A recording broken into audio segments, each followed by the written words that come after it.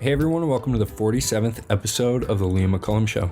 All right, so I brought Scott Horton on again. We recorded this interview on April 27th, but I should be releasing this May 2nd.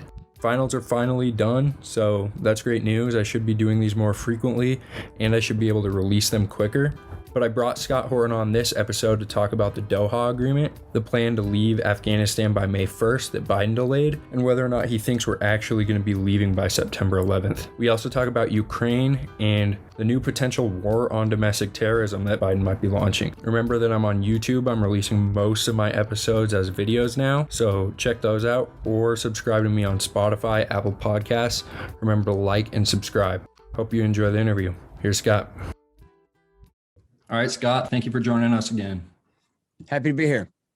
Yeah, so a lot's going on right now. Haven't had you on in a while, just wanted to bring you on. Yesterday, Biden made a speech to Congress, and in a couple days, May 1st was the day that we had to leave, or we originally planned on leaving Afghanistan, and Biden has since repealed that. He says that we're going to pull out of there September 11th now. Do you kind of just want to give us an update, tell us what's going on, if you think if we're actually going to end up pulling out by September 11th and what's happening? All right. Well, first of all, the story is, you're right. And this has been completely omitted from the narrative in the media. It's amazing that we had a deal to leave, a signed deal with the Taliban that we would have our troops out by the 1st of May. But the way they announced it was not Biden is canceling the deal. The way they announced it was Biden has decided that now it's time to end the war and we're going to get our troops out by September. Okay, hallelujah, except that means we're breaking the deal with the Taliban. It could lead to major conflict with the Taliban. I think the Taliban, as ruthless as they are, they're smart enough that they're probably going to hedge their bets and wait and see here. It's not altogether clear, really, in a military sense, whether they're really drawing everything down.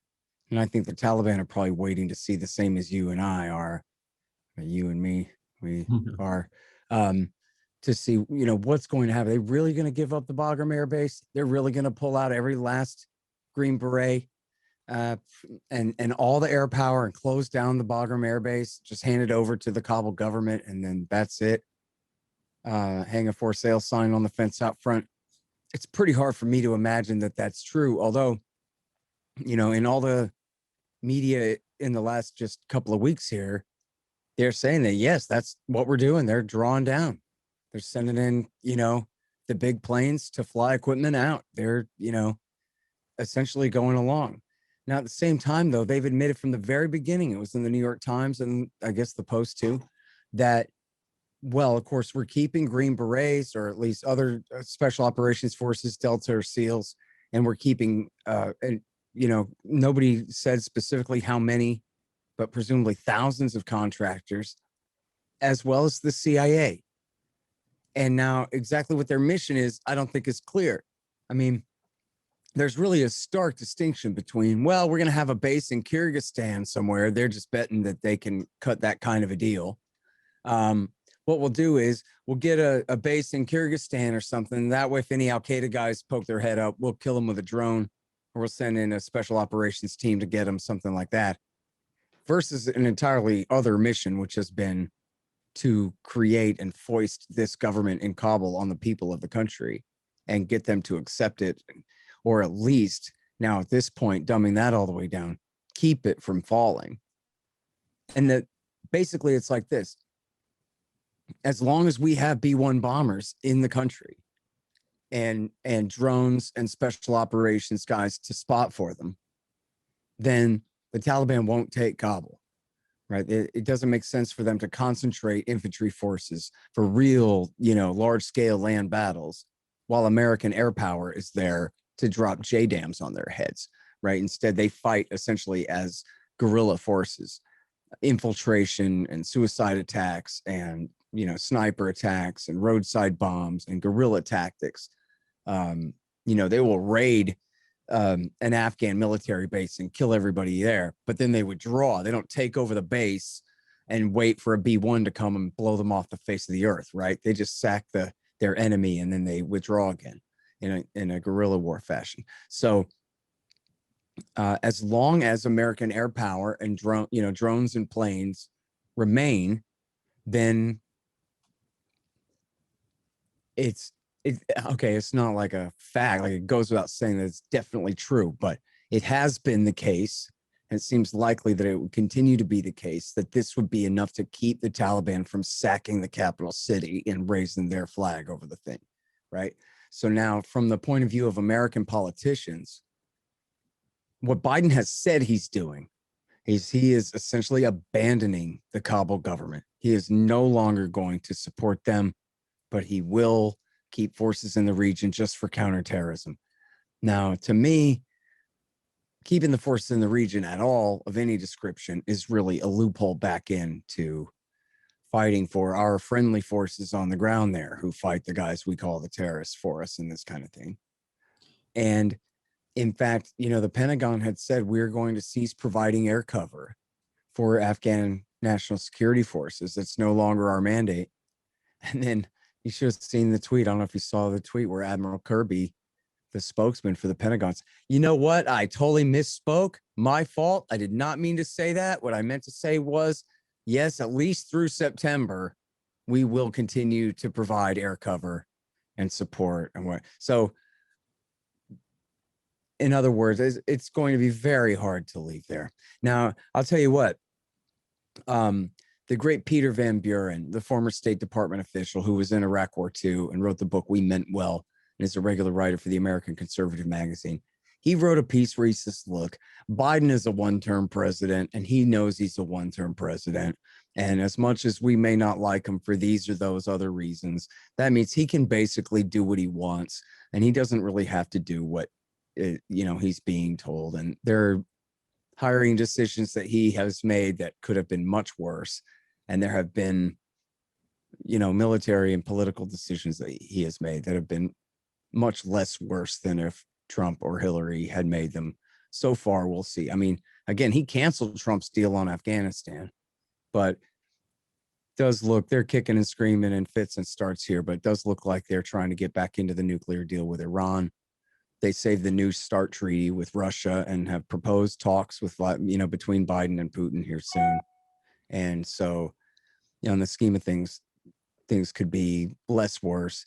And I guess Van Buren's point was that he thinks that Biden really wants out of Afghanistan, and that he knows that if he was a younger two-term president and, with all this ambition and all that he would be forced to compromise more, and that, he really does want to wind the thing down. My problem with that is, Biden's idea of drawing down in Afghanistan has always been that we leave forces there for counterterrorism. But what counterterrorism, right? ISIS in Afghanistan is just ISIS-K, and which is just an alias really for the Pakistani Taliban, the Tehrik Taliban, or a break-off faction of it, and then other break-off factions of the Afghan Taliban that have joined them. But we're still talking about local Pashtun militia fighters, right? These are not international bin Ladenite suicide bomber hijacker types at all. So it's just a franchise, a name that was named after the caliphate that hasn't existed for 4 years now, right? And then if this is so disappointing, if you ever read the media and claims of Al-Qaeda presence in Afghanistan, they say, well, we killed 3 local Pashtun militia fighters and an Al-Qaeda guy. But they never say, oh, yeah, well, what was his name? And where was he from? And what makes him an Al-Qaeda guy and not just some bum, right? Is he Chechen? He's got a red beard? Is he Egyptian? He's an old friend of Ayman al-Zawahiri? What makes him an Al-Qaeda guy? Just they say so. And then sometimes, and they try to get away with it. It seems like they would just lie, but they actually try to say, yeah, there's a real problem lately. We've identified a few members of Al-Qaeda in the Indian subcontinent. Yeah, boy, you know what? That sounds like somebody else's problem to me. Are you kidding? Al-Qaeda in the Indian subcontinent, meaning on the far side of Pakistan from Afghanistan. A couple of men have been spotted, allegedly, supposedly, on the Afghan side of the line from Pakistan. And therefore, what? That's a writ for the United States to stay in Afghanistan? We're talking about Lashkar-e-Taiba or one of these groups that fights in Kashmir or something that doesn't have anything to do with us. In fact, the only thing Kashmir should have to do with us is America should be a limited republic where our only role in the world is hosting peace conferences, where we have no stake in it and no interest, and we're not bribing anybody with our tax money, but we are willing to host a peace conference so that the Indians and the Pakistanis and the poor Kashmiris can figure out who's going to be sovereign over that territory without a dog in the fight, right? As a genuine, peaceful, uninterested broker. It should be the only thing that has to do with us. But that's a writ to stay in Afghanistan, Al-Qaeda in the Indian subcontinent. Come on, man. This is, at this point, this ought to be trying everyone's patience as bad as it is mine. Yeah, I mean, so last night he did say, we will suppress future threats to the homeland. And in 20 years, the threat has metastasized. The threat has evolved way beyond Afghanistan. So what does he mean by that then? Well, of course, he's right. It's all his fault, right? I mean, he could have picked up Barack Obama and body slammed him to the ground and said, no, we are not going to start a war in Libya. And he would have been under arrest, but he would have saved what? 750,000 lives or something. If you count everybody that died in the war in Syria, that was the direct result of that. He was the vice president in the room. He could have put his hands on the president and said, don't you do this. You SOB, grabbed him by his tie in front of the Secret Service. Don't you do this. Instead, what'd he do? I don't know. I guess I don't think you should, but if you want to. And then what Obama do? He started a war in Libya that's killed, probably 100,000 people. Certainly tens of thousands of people have died there. And the whole state has been reduced to essentially, warring tribes again. It was only a centralized state after World War II, not even after World War I. And now it's just the strongest gangster in whatever region thrives there. And then, of course, they sent the jihadists from there on to Syria, killed another 500,000 people. And their policy led, in Biden's own words, just type in Joe Biden, Harvard, ISIS. It's right there. And he explains how it was all of our allies, coordinated by the CIA, coordinated by the Barack Obama government, that supported the Al-Qaeda side in that war until it led to the rise of the Islamic State Caliphate. And then they had to go back to war to destroy it again. He explains the whole thing of this in the fall of 2014. He gives the short history of how it was all his doing. And then, so yes, it's true. And this is the way my book starts and ends. I don't argue that there's no Al-Qaeda left, there's no terrorists left, and there is no threat. That's not true. As long as we have a policy of dominance in the region, the now at least low thousands of bin Ladenites, or, look, if you want to talk, let's define this as narrowly as we can. Okay. Guys who are willing to go on missions against targets in the West, right? Guys who are international jihadists, terrorists, intent on targeting Americans, Europeans and Israelis, etc. Okay. Those guys are in at least the high hundreds, the very low thousands of guys in the world. Bin Laden's group is right now at least 10, 20 times what it was. And it's at a low point now, right? The caliphate has been smashed. The worst of the jihadist threat concentrated in the world right now is in the Idlib province under American and Turkish protection, frankly, from the Assad government and their Russian allies there. And because America's still on the wrong side of that war. And so, it's true that there is still a threat out there. The way to fight that threat is to abandon empire entirely, not just pivot to China and, prop up Egypt and Saudi Arabia, but a little less blatantly than before or something like that. That's not going to cut it. That is not going to protect the American people. So we're essentially at the 1990s policy of the Bill Clinton years that will back these guys and turn a blind eye to their violence. And we'll pretend like they're not coming for us still, but as we've seen with September 11th, as we've seen with the Benghazi attack of 2012 in Libya, And just because America backs these guys doesn't mean that they won't turn right around and still attack us. You know, Bill Clinton was backing Al-Qaeda linked forces, very closely linked, in the Kosovo Liberation Army in the Kosovo-Serbia War of 1999. And they hit us like 1 year later in the in the year 2000, and 1 year again after that on September 11th. That hadn't been bought off by Bill Clinton's support for them and his kind of idea. And in fact, I quote in the first book, I got the footnotes and everything, for Bill Clinton, Senator Tom Lantos, and Representative Brad Sherman all said, well, I can't believe these Muslims would attack us like this after everything we've done for them lately. And that was what they meant. Bosnia, Kosovo, and Chechnya, where they were on the side of the bin Ladenites. Yeah, but you still have bases in Saudi Arabia that you're using to bomb Iraqis. And you're still supporting the Israelis in Palestine and Lebanon. Until that changes, their motivation to attack the United States hasn't been lifted, right? It's the same thing here. We still have dominance, as they call it, hegemony in the Middle East. And as long as that's true, these guys are going to want to fight us, you know, and it's not just because they're angry and want revenge. It's that they're trying to bog us down, bleed us to bankruptcy, and force us out the hard way. I quote this over and over again. I guess I could have quoted this in the book on the Iraq War II section. I think I even had this in my notes and maybe forgot it. There was a letter from an Al-Qaeda leader in Pakistan speaking on behalf of bin Laden and Zawahiri, and in instructions essentially to the new leaders of Zarqawi's group after Zarqawi had been killed in 2006. And it was, I guess this would have been like because in 2006 was when they did the Iraq study group and recommended we leave. And then Bush doubled down with the surge in 2007, and they started drawing down like 2008. So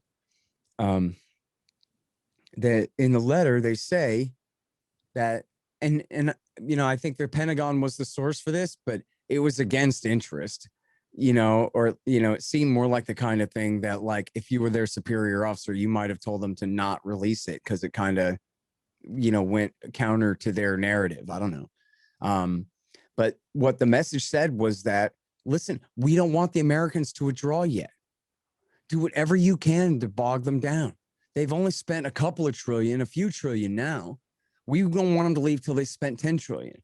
We don't want them to leave until they've lost 300,000 men. We don't want them to leave until their treasury's broken, where they're really sick and tired of war in the Middle East and really leave and go home. Right now, they're cheating us, right? Essentially, it was the Shiites we fought the war and won the war for. We're cheating the bin Ladenites out of their plan because they had won the war. The side we chose won the war and then said, okay, now you can beat it because we don't need you anymore, right? And so that wasn't conducive to the bin Ladenite plan. They were so happy to have us in Iraq. They would have had us stay in full-scale war in Iraq for another 10 or 15 or 20 years or whatever it took till America was broken, and then leave in a way that they can be confident we're not coming back, And so, not that I'm trying to give advice to these guys, but, look at what happened when Baghdadi said, I want my caliphate now, and declared himself the caliph. And Zawahiri said, don't do that. Just keep fighting. The Americans are going to come get you. Here, the Americans have been on our side basically this whole time, but now you're going too far, and the Americans are going to come and bomb you off the face of the earth. That was the whole point of the far enemy strategy in the first place, was we can't do what we want until they are gone, right? And then so Baghdadi tries it, and then what does Obama do? He comes in and carpet bombs them, takes the side of the Shiites against them again, destroys the caliphate, and proves the Zawahiri right, that until the Americans are all the way gone, there's no point in trying to do what we want to do now. And so for the medium term, keep fighting the Americans and keep coming up with reasons for the Americans to stay. And so what does that mean? That means shed blood. Yeah. Right. And so, in fact, a few small like machine gun attacks might convince Americans to just quit. But a September 11th type attack might get them really GD mad again. and ready to go back over there. And I'll show you. Remember what happened last time? Yeah, well, we'll carpet bomb your ass again and go over there and double down. Maybe blame this one on the Ayatollah, which is exactly what Ayman al-Zawahiri, the radical Sunni bin Ladenite, would want, to go after the Shiites, right? But something like that, to essentially reset the last 20 years to do it again. Yeah. So You know, I guess my next question involves the difference between, ISIS's goals and Al Qaeda's goals then, because, and I'm not sure I'm gonna make a lot of sense, but if the goal is for us to leave, and for them to bleed us out, and we leave before then, what's the argument? Because a lot of people say, well, we'll just leave a safe haven or something like that for Al Qaeda or a caliphate to form. So if we did leave, would that essentially just be giving Al Qaeda a win? no, I mean, so that's the whole joke, right? From the very beginning, their strategy depended on America coming and turning the region over for them, right? The idea that bin Laden and Zawahiri in 2001 could have overthrown the kingdom of Saudi Arabia or the dictatorship of Saddam Hussein or Hosni Mubarak is a ridiculous joke, right?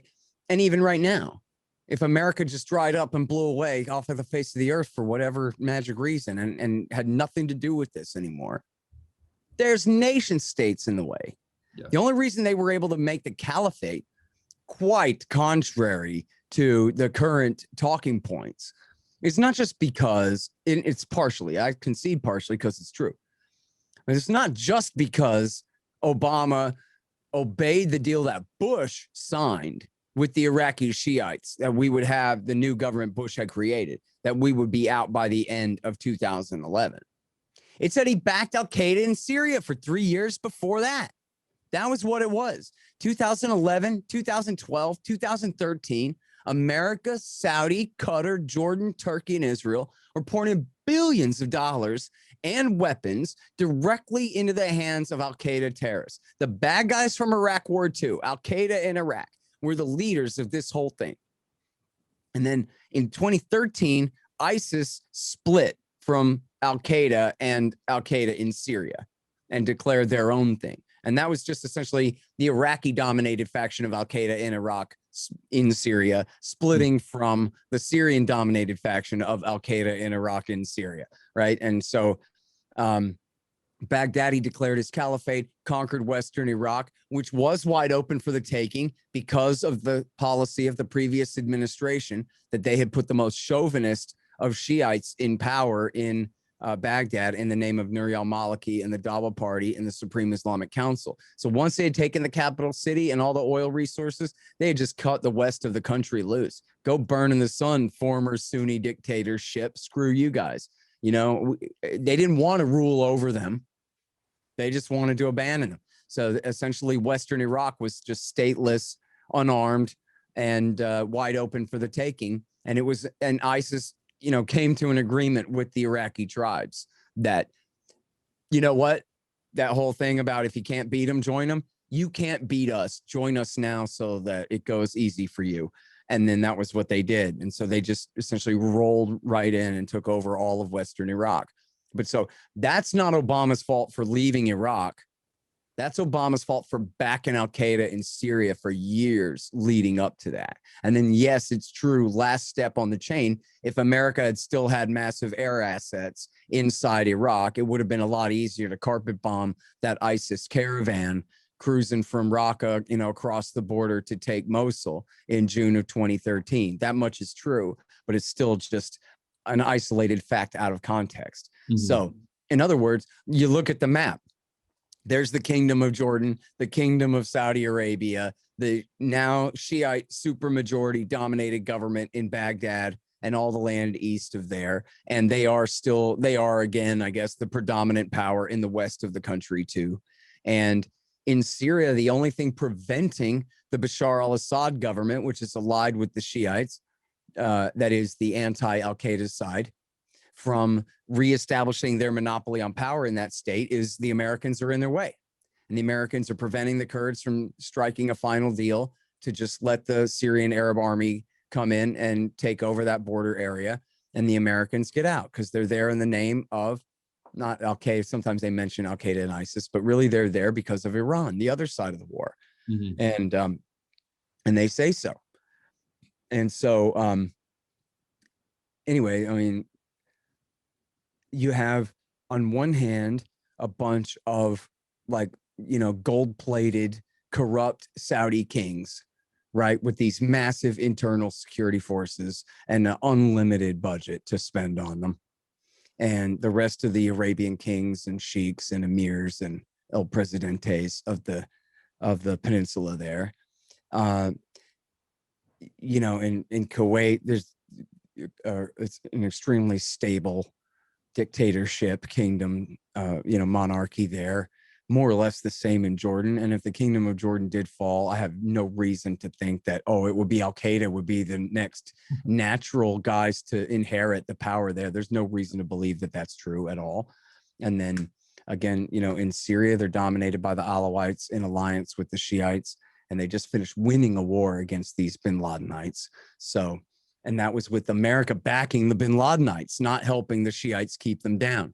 Okay. So in other words, if America had nothing to do with this anymore, you have on one side a bunch of Sunni monarchs and dictators who want to hang on to power and who control these modern nation states. And then on the other side, you have Iran and their Shiite friends, and Hezbollah and in Damascus and in Baghdad.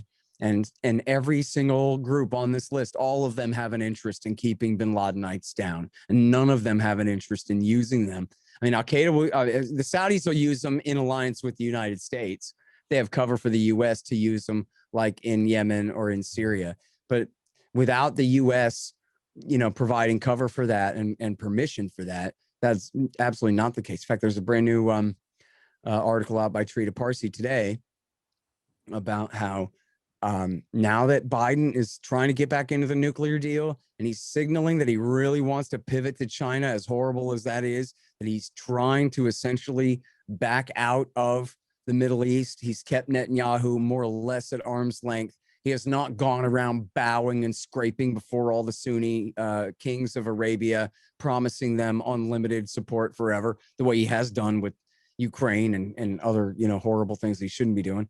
But he's really taken this sort of back offshore sort of stance toward the Middle East. And very quickly, Mohammed bin Salman, the de facto king and will be the king of Saudi Arabia, sent his guys to start talking with the Iranians. And they've been holding secret talks in Iraq for weeks and weeks. And the UAE's in on it and everything else too. So as Trita says, unlike in all of the accusations that, if we leave the whole place will go to chaos, or no. America's causing the chaos. If you were a Saudi king and you had the Americans at your beck and call to do whatever you want, you'd do whatever you wanted.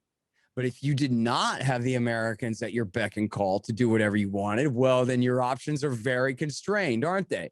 And you really want to have a full-scale Cold War, even hot war with Iran, if you don't have a guarantee the Americans are going to come and handle it all for you? Yeah, maybe not. Maybe Mohammed bin Salman isn't even that brave. And so instead, he goes with his hat in hand to the Ayatollah and says, let's talk. So, yeah. Now, the threat of, again, like the worst concentration of Al-Qaeda guys right now in the Middle East is in the Idlib province, where they're under the protection of the Turks and the Americans. And where if it wasn't for that, it would be the Russians and the Syrian government would take care of them. But there's no sovereign state anywhere in the region that they really threaten or could achieve a regime change. The only way Al-Qaeda in the Idlib province now, Hayat Tahrir al-Sham and Haras al-Din and these other groups, the only way that they could seize Damascus now would be if Biden carpet bombed Damascus and like sent in full-scale military support to smash the Syrian Arab army, which even Obama was afraid to do all those years of backing the terrorists. He did not do what it would have taken to smash the Syrians' armor and air power, which the U.S. Navy could do in a few days, and they never did that. Is Biden still preparing to back rebels in Syria then? Because I heard your interview about Jelani. So what's going on there? Yeah, I really don't know. That's a really great question. I mean, it's clear that the Turks have set up this new PR campaign to normalize Jelani and American support for them, but I don't know if they're going to get away with it or not. And I really, I can't say I've seen many indications that they're starting this back up now. I think we're seeing an attempt to do that, but I don't know if that's really led by anybody in the White House or not. I Okay. mean, they would be absolutely crazy. And it's, when it comes to Biden and Blinken and these guys, it's not like they're lost on who's who. You know what I mean? They know that'd be absolutely bananas now. They can posture and say they want Assad gone or something like that. But Assad won the war. They're going to start it back over again. And for just Zarqawi in a suit. I mean, come on. This is crazy. And Jelani, he just put on the suit that one time for the frontline interview. The rest of the time, he's soaking in the blood of the guy whose head he just cut off. I mean, what are we talking about? This is nuts. And he's no different than Abu Musab al-Zarqawi, the sub bin Ladenite here.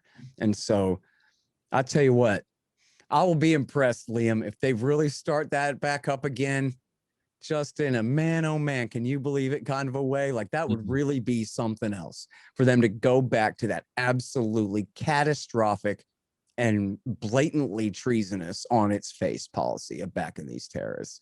I mean, my God, man, I get it. It's 2021 and these are crazy times and everything. The fact that Frontline went to even produce that thing the way that they did goes to show we live in bizarro world already, so who knows? Yeah. What could happen? And by the way, I'm reclaiming Bizarre World because I used to say that before I ever read Raimondo back in the 90s. I would say, God, it's like it's Bizarre World and the sun is red and Superman's a bad guy and Janet Reno is the chief of the Department of Justice. Can you believe it? And then Justin, he would always write Bizarre World this and Bizarre World that. And now Justin's dead. So I'm reclaiming Bizarre World. Yes, the fact that Martin Smith went and interviewed this blood-soaked terrorist monster on behalf of the Turks and the CIA and whoever put him up to it, and in order to at least do a trial balloon for the rehabilitation, how about just the habilitation of the leader of Al-Qaeda in Syria? I mean, man, it's really something to see. But then again, Obama backed him for 5 years, right? So what the hell? Yeah, and I do want to get to some other areas in the world right now. Oh, I better be quiet then. Go ahead. Well, the first thing though, I just wanted to deal with one other objection in Afghanistan. When he first announced, there was the objection that women's rights will be curbed by the Taliban. So what's your argument against that? I mean, because it's obvious that the Taliban is pretty tyrannical when it comes to that, but do we have? Yeah, I mean, so is the current regime. Yeah. It's in the book, Fool's Errand. It's also in, if you just read the statistics at the Special Inspector General for Afghanistan Reconstruction, all the stats about the advances for women and girls are a bunch of crap. All the stats for, look at all the schools we built. No, they didn't. They piled up some cinder blocks out in the countryside somewhere. No plumbing, no desks, no teachers, no students, no school. The whole thing, the entire thing about rebuilding Afghan society in this way is just nonsense. Now, yes, there are some girls' schools in the capital city and some of the places in the north, but this is a Potemkin village. This is a joke, right? You know that phrase where they took this guy Potemkin around and gave him a tour of Soviet Russia, where everybody's starving to death and everything's chaos all around, but they have these few very nice villages to take him and show him, and that's essentially what that is. The reality is that oppression of women in Afghanistan is absolutely endemic, and it always has been. And I quote in my book, Ann Jones, this wonderful journalist who spent so many years there at the worst part of this war. And she says, the number one priority of the police and Afghan security forces is hunting down runaway women and girls. Okay? Those are the guys we've backed in power for 20 years here, pal. Yeah. Okay? That's who they are. They are slave catchers. Okay? The police chief and the mayor and the governor that America put in power are child rapists and murderers and heroin dealers criminals, warlords. Okay? They are the bad guys. And that doesn't mean the Taliban are the good guys, because the Taliban are not. They are also ruthless killers. However, these things are relative and comparative. And as Anand Gopal shows in his book, No Good Men Among the Living, as very, fundamentalist and right-wing and reactionary as the Taliban's branch of Islam is, the Hanafi rights, or even, I guess, to be more specific, their interpretation of Hanafi rights, Sunni Islam, is extremely austere and backwards and old and fundamentalist. Okay. And yet they're like Ms. Magazine compared to the ancient Pashtunwali code. Yeah. And under the ancient Pashtunwali tribal code, which goes back 3, 4, 5,000 years, whatever it is, women have no rights any more than livestock at all. So, but Muhammad doesn't treat women like that. And Muhammad's strictures to his people are much different. And so as Gopal shows, on the all important question of property ownership, the Taliban made it, emphasis on force there. The Taliban made it the law that women can own property. They can buy and sell it. They can inherit it, and they can own it. And that is step one of human rights for women there. And don't get me wrong, because I'm not saying, yeah, and steps 2 through 10 are coming soon because of how great the Taliban are. Mm-hmm. I'm just saying the Pashtunwali code is -1. Yeah. It's a really oppressive society. And listen, Afghanistan is the size of Texas, but the topography is like Colorado or something, much more comparative. There's also these deserts where there's these deep valleys where these are essentially their own little mini nations, their own little city states. They're not even cities, their own little valley states, right? They have their own languages, their own, dialects that are so severely different from each other that like they're damn near separate languages from valley to valley to valley. And they don't think of themselves as Afghans. Many of them have never heard of the name Afghanistan. And I'm not talking about the people in the city or everyone in the country. I'm talking about these people who live out in the countryside, these people who live in some of these deep mountain valleys. They're completely isolated. They've never heard of the New World before. And when I saw you in Montana, I talked about my anecdote. I've heard this over and over again, 100 times over, including from the great American whistleblower hero, Matthew Ho, that, when we got there, they thought we were the Russians because this or that group of people they were dealing with were so isolated that they didn't know the Russians had left, much less that the Americans had invaded. And they didn't know what an American was because they had never heard of the New World before. They had never even heard of it.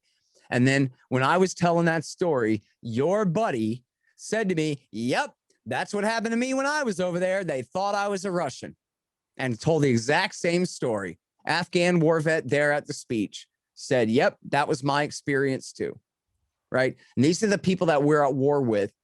I quote Frank Ledwidge, the British naval intelligence official who was stationed down in the Helmand province. And he told me, he said, when I say to these people, these people say to me, why are you here? Why are you at war with us? And he's a Brit, right? Mm-hmm. They're saying, why are you back here? Right? They just left a mere, 100 years ago or whatever. Why are you back here? And he goes, well, some Arabs crashed a plane into a building in a village called New York, in a valley far away from here. Because that's the only way he can explain it, that they would even understand. They don't know what a city is. If he said a city, they would say, what's that? So he has to call it a village, the village of New York, which they've never heard of, right? The most important city on the planet, right? Where the United Nations headquarters is, the financial heart of the planet Earth. And they've never heard of it before. In a village called New York, in a valley far away from here, some Arabs crashed a plane. And then they say to me, well, what's that got to do with us? Yep. And then his answer is, I don't know. It doesn't really seem fair, does it? And then, but meanwhile, their cousin is full of holes, dead, for defending the neighborhood from this foreign invasion that the invaders themselves cannot explain in any rational way whatsoever, and know it and laugh about it and scoff sarcastically and say, what are you going to do? That's the way it is. Yeah. Well, I want to get to Ukraine because so even last night, or I think it was actually a couple of weeks ago in one of his speeches, he said that he declared support for Ukraine's territorial sovereignty. To a layperson, it kind of looks like we're escalating there.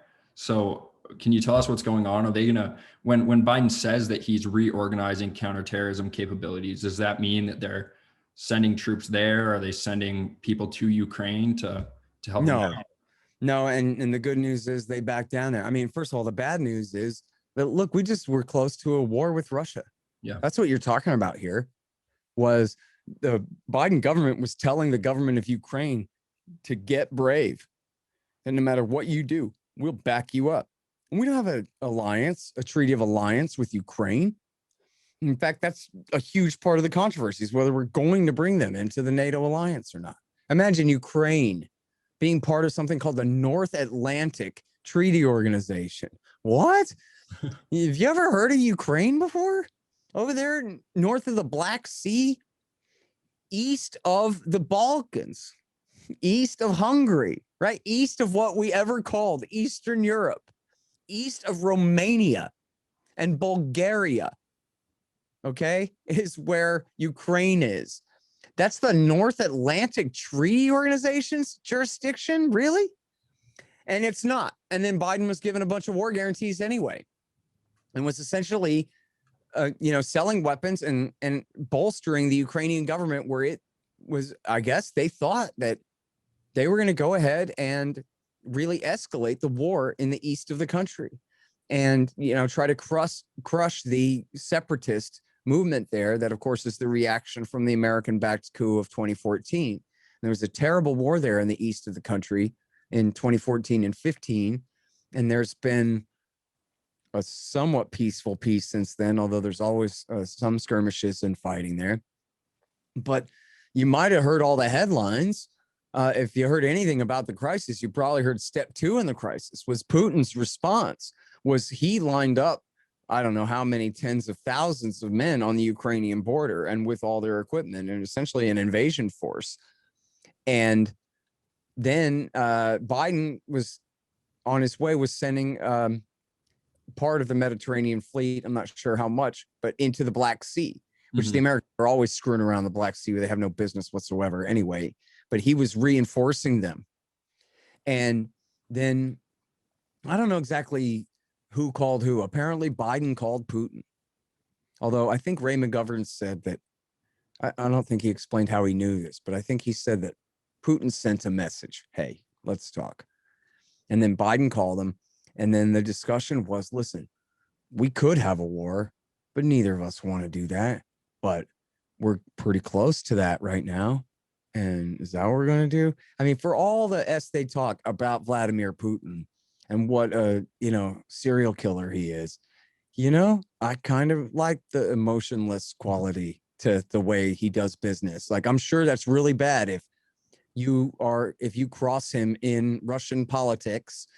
He might not care at all about cutting your throat. I don't know. But the Americans will call him a soulless, evil killer monster. And he goes, sometimes we have disagreements with our American partners about some things, but we try to get along where we can in our areas of mutual interest. Like, you know what? This guy's a pretty cool customer. I'm not saying he's not dangerous to people around there, but he tries very hard to make it explicit that he's not dangerous to the United States. And that's not an act. That's not like he's trying to fool us into lowering our guard and then the USSR is going to, come back or anything like that. He's just trying to make it clear that, look, you guys increase your military spending. I cut mine. We're going down by 5%. That was a couple years ago.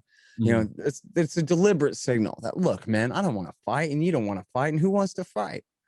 And then so Biden called it off. Biden called the Black Sea Fleet off and told them to go to Cyprus for repairs. Whew. And then so that was it. And then The Ukrainian government called back their forces, or at least stopped reinforcing them. I'm not exactly sure the details there. And then what I read was that Putin had his men leave all their equipment in place, but go back to their barracks, right? So this is all messaging. But, if you listen to the media, they'll be like, oh my God, the Russian troops are moving around right on Ukraine's border. In other words, inside Russia. Troops are moving around inside Russia. Hillary Clinton did this back a few years ago under Obama. Was the nerve of this Putin. You realize he is moving troops right on NATO's doorstep. And she's talking about literally on the other side of the line from Latvia, where America has brought the Baltic states directly into the NATO alliance, where we have troops parading. And this was true under Obama and under Trump. We have troops parading and exercising within a few hundred yards of the Russian border. And she's saying the nerve of those Russians to move troops on NATO's doorstep when she's the one who built her own front porch all the way across the street up to her neighbor's front door. And then she wants to complain he's sitting in his living room. Things completely crazy. And they don't even know how full of it they are. You listen to these people, they believe every word of how they're defending Europe from Russian aggression. And, we may get through this yet, but we'll be lucky to. Yeah. So how eager is Russia? Because I don't really know anything about the territorial dispute there. Because it seems there's a precedent here if Russia does want the territory back. No, they don't. No, they don't. So here's the thing. In 2014, again, America did a coup in the, a street putsch, essentially, in February of 2014. And then after that, some former presidents signed a letter saying it's time for us to kick the Russians out of Sevastopol, which is their naval base on the Crimean Peninsula, their only warm water, all year round warm water port. And then the Russians just took it. And they had that base there since 1991. And they fall the Soviet Union. They kept their base and the status quo had held. The only reason that they decided to then go ahead and steal the whole or take whatever, the whole dang peninsula was because the Ukrainians were threatening to kick them out of that naval base. So it was the Americans that had disrupted the status quo. And then when the Russians took the Crimean Peninsula, they just went outside and took it. They didn't even kill anybody at all. Nobody. In fact, I saw the footage of the 2 shots that were fired over the heads of some Ukrainian soldiers. And the Russians tell them, you boys need to turn around and go the other way. And they do. And that's it. And so they took the whole thing without killing anyone. It was a coup de main, as they call it. And in fact, a coup de main usually means one big battle. In this case, it wasn't even that. It was like the Anschluss, where Hitler just rolled right into Austria and said, this belongs to me now, kind of thing. And so they just took it. And the Americans threw a fit over it, but what are they going to do about it? But then in the east of the country, in what's called the Donbass region, in the provinces, or I don't know if they call them probably the districts, I guess, of Donetsk and Luhansk, they said, well, look, if you guys can occupy all these government buildings and overthrow our democratically elected president who we voted for and legitimately won the last election, according to the EU observers and everything, then we can occupy all the buildings in the east and we can refuse to recognize the authority of your new coup d'etat junta. How do you like that? So then they took over all those buildings, and then having faced the humiliation of the loss of the Crimean Peninsula, knowing they couldn't do anything about that, the new government declared a war on terrorism and invaded the east and tried to crush the resistance, uprising in the east, which did not work. And so they fought essentially a 2-year war, and the Russians did send their, Spetsnaz or whatever other special operations forces across the border to help them fight, but they never invaded. In fact, it was a very important false narrative at the time that over and over again, the American press reported the Russians invade Ukraine. And it was like, yeah, no, what you mean is the head of NATO lied that, and you printed at the top of the New York Times, and you had no independent verification of whether it was true, and it wasn't, right? They never sent their infantry and their armored divisions across. They never tried to move the line. They just sent their special operations forces across to help the people defend themselves from assault by their so-called own government. That's just the fact of it. Doesn't mean it's great, and it doesn't mean they never killed any civilians in their side of the war or anything like that, but it does mean it was absolutely a response to American and Kiev-based aggression against those people. And then I think it was in late 2014, it might have been in 2015, they held a plebiscite, a referendum, and asked to, and voted in huge numbers that they chose, the Donetsk region, I mean, voted to join the Russian Federation. Like Crimea had essentially, the Crimeans had ratified their absorption in a referendum after the fact. Well, these guys held a referendum and said, we want to join the Russian Federation. And Putin told them no. And yes, we want to join, won the supermajority of the vote or whatever. Putin told them no, because what would he be doing? Essentially, he would be taking ownership of a bunch of pensioners and a bunch of decrepit, old, non-profitable industries left over from the Soviet era that, you know, these people, and that was one of the reasons they didn't want to join the EU, is because they had everything to lose. There's no way that their old, what's left of Ukrainian industry in the East could have competed with the Europeans with no tariffs. And so, but this is the same reason why Putin didn't want them, right? Now, here's the thing. Could America provoke such a crisis that Putin decides that, okay, fine, I will take it then? Yes. And I think, you know, it makes sense that if they provoke such a fight that Putin decided he was going to go ahead and take the Donetsk region, I bet he'd probably march. He could march. In fact, this was in Douglas McGregor's recent article. Douglas McGregor, the former Army colonel, who essentially came up with one of the plans for how to fight the Russians in Eastern Europe if we ever do fight them.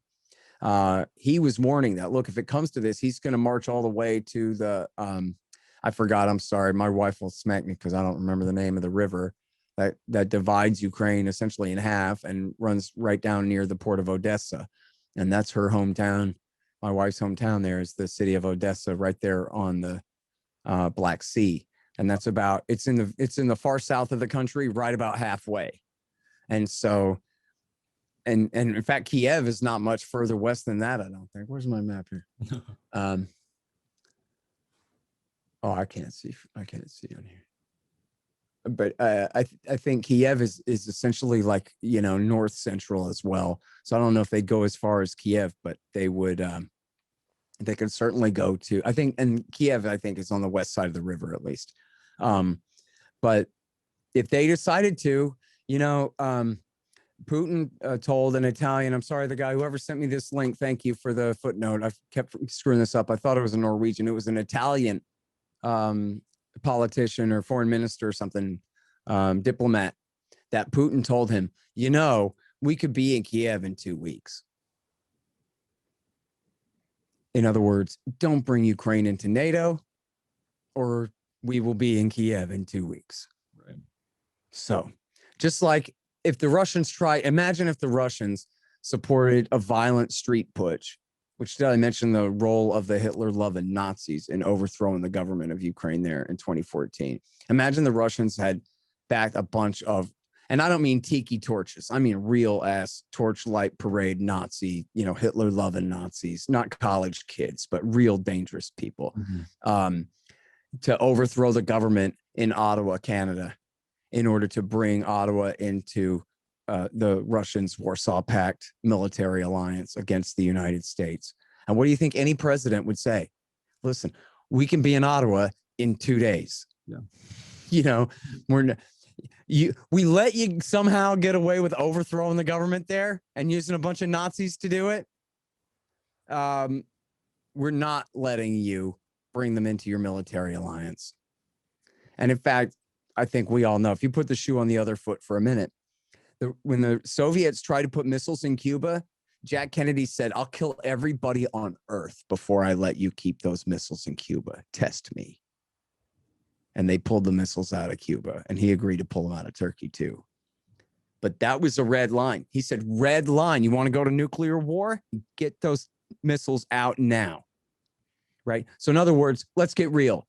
If the Russians really, and I don't mean some BS story like collusion with Trump, I mean, if they really overthrew the government of Mexico or Canada, America would go to nuclear war. We would not wait around to ask whether they're going to join the Russians' NATO. we would go straight to nuking Moscow that afternoon, and everybody knows it. Okay. But somehow these guys who are led by the evil Hitlerite Vladimir Putin, whose family all died fighting the Nazis. But anyway, this irrational, merciless, psychopathic, sociopathic murderer, unstable, madman, autocrat, he just better sit there and take it when we're willing to do all of this to him. Him and his whole government, what are they going to do about it? That's our policy, that the Russians can't have red lines because our army is bigger than theirs. Well, you know what? There are a lot of countries that have smaller armies than ours that have red lines. Like, remember when Ho Chi Minh said, you can't have Vietnam, and I'll fight to the last Vietnamese to get your white asses off of our land? And remember how Ho Chi Minh won and the Americans lost? Same thing with the Taliban in Afghanistan now. You think the Taliban were ever under any illusions about the power of American airstrikes after the very first week of October 2001, when they saw these joint direct attack munitions absolutely obliterating their infantry in the space of a few days? Think they were ever confused about the disparity in power, in firepower between the United States and themselves? And yet, what did they say? Get out. Get out. And the Americans said, look, let's make a deal. And they said, okay, we'll make a deal. Get out. You want to break the deal? It's on you when violence returns. That's what they wrote on the Taliban website. Because we only have one condition: get out. And they know that the Americans can kill them. America's been killing them this whole time. And their red line is get out. And now Vladimir Putin is supposed to be this raving madman. And our policy is take it and take it and take it and take it. And he couldn't possibly have a red line, because what's he going to do about it? That's not smart. It's not. And they've made themselves clear, right? It's in the WikiLeaks, thanks to Chelsea Manning and Julian Assange. You can read it. Niet means niet, is what the foreign minister, Sergei Lavrov, told our current head of the CIA. In fact, our friend Ray McGovern, the former CIA analyst, former head of the Soviet division, was just relieved as could be that Bill Burns, who I guess he knows him a lot better than I do. I don't know much about the guy. In fact, when I first heard, I was like, no, not William Burns. But I was thinking of Nicholas Burns. That's different. That was George Bush's guy. But no, so Ray McGovern was like really hopeful, because Ray is like, hey, this is the guy that Lavrov told him niet means niet. And he wrote home, hey, man, I met with Lavrov today and he told me niet means niet. And that's the tone of his message home, is like, I was listening at the time. I think maybe we should listen. Yeah. So, I'll take that. It's certainly more reasonable than if we had just, I don't know, Gina Haspel and Mike Pompeo running this thing. Yeah, seriously. And then do we have to wrap up? I was only scheduled for an hour. I don't know what your time. Oh, yeah. And I got to go. I got to do Tommy. So one more real quick here. Okay. Yeah. So I just want to bring it back to domestic policy really quick. He says that Biden says that intelligence agencies have determined to be the most lethal threat to our homeland today, white supremacy is terrorism. If you want to just cover that really briefly, and then we can let you go. You know what? I mean, I think in a way that's like a backhanded way of saying that there are no threats, right? The worst white supremacist groups in this country are all in prison already, right? And that's where they come from, is these prison gangs.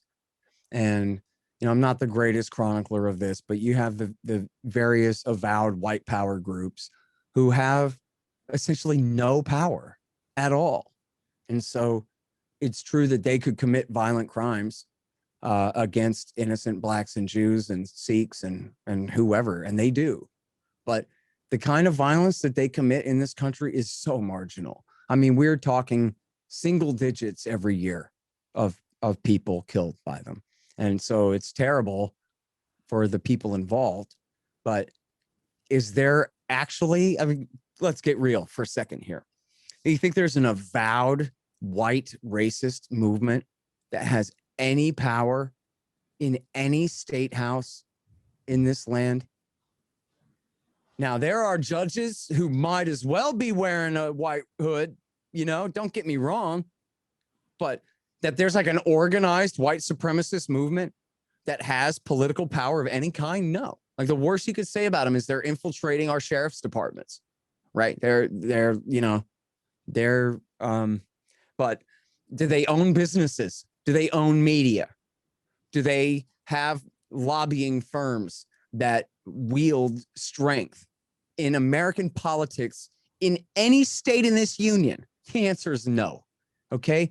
Is there a single county in this country where the local right-wing militia, especially a racist one, is so hell-bent and so powerful that they are a threat to overthrow the sheriff's department and seize a county out of the 18,000 counties or whatever it is in this country, 13, 15,000 counties? Come on. It's just not happening. It's just not true. And so, and by the way, and listen, I knew a lot more about this in the 1990s than I do about, the current thing, but I think it's pretty obvious here without even really delving too far into it, that the 3%ers, the Oath Keepers, the Boogaloo Boys, and who am I forgetting? There's one more major one on the left, the Proud Boys, I say them, that these guys they're essentially militia guys, but they're separate and distinct and different from actual Nazis and white supremacists. Now, maybe they're right-wing populists and maybe they say bad words sometimes or whatever, but certainly in the 90s, and I believe that this is the case today, the idea behind these groups is that the enemy is power. The enemy is the people who control the government. It's not, in the 1990s, I knew a lot of these guys, and they just didn't talk about blacks and Jews. They just didn't. That wasn't their thing. The problem was the New World Order. And the New World Order is coming to get us all. And being black was certainly not seen as like any protection. Like the New World Order was going to come and favor blacks at the expense of whites in the country. That wasn't part of the narrative. Nobody thought that. And certainly that wasn't like what they were afraid of or something. This wasn't what it was about. And the Rockefellers, of course, are always at the heart of all these conspiracies, but they're Presbyterians, right? And I guess Nelson was a Baptist. I don't know. John D. and his son were Presbyterians. They're not Jews. So they're white Anglo-Saxon Protestants. They're new money, relatively, well, old to us now, but relatively new money compared to the Mayflower families and that kind of thing. But they're from the Midwest. They're white guys from the Midwest, Protestants from the Midwest. So anyway, I just think all of that is just so overblown.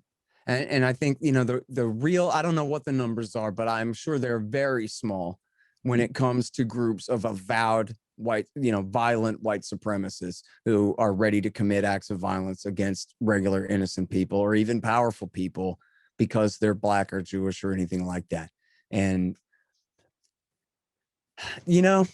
it's like if I say to you, the greatest threat to everybody having fun at this skate park are these stupid rollerblader kids who won't get out of the way, right?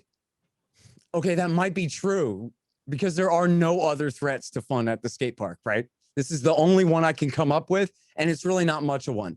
Hey, Gromit, get out of the way, right? And the problem is solved. But if I want to say like, oh, this is the crisis we all face, and that's why I need a budget increase or whatever, then I can come up with a story there. But what's the relative problem? Maybe that's not the best metaphor, but I really hate rollerbladers like Nazis. They suck. But I don't. Do they even have those anymore? I don't even think they have those anymore. It'd be the scooter kids nowadays, I guess. Yeah. Damn scooter kids. Anyway, so that's the thing of it. It's a hoax, man. It's a hoax. There are white supremacist Nazis in this country, but then again, legalize cocaine and methamphetamine, and then watch the prison population plummet, and then what reason does anybody need to be a Nazi if it's not to protect themselves from black and or Mexican gangs in the same prison that they're locked in? Mm-hmm. That's the reason why people join black gangs in prison. And that's the reason why people join white gangs in prison. It's because that's how they keep them divided in prison, is by race. And then so That's your protection force inside the prison, which isn't that hilarious that inside an absolute totalitarian police state, a prison, absolute totalitarianism. No one believes that the local security force can provide security. Everyone knows. Your mom and your dad and your little sister and everyone knows. If you go to prison, unless you're really lucky in some weird circumstance, you're going to have to join a gang, dude. Mm-hmm. Because the COs aren't going to protect you. Their job is protecting themselves. And that's, just like Ron Paul used to say, well, geez, if they can't keep drugs out of prison, how can they keep them out of the rest of society? Even if they lock us all the way down, that still won't work. We have a controlled experiment right here, right? Same thing here just in terms of security services.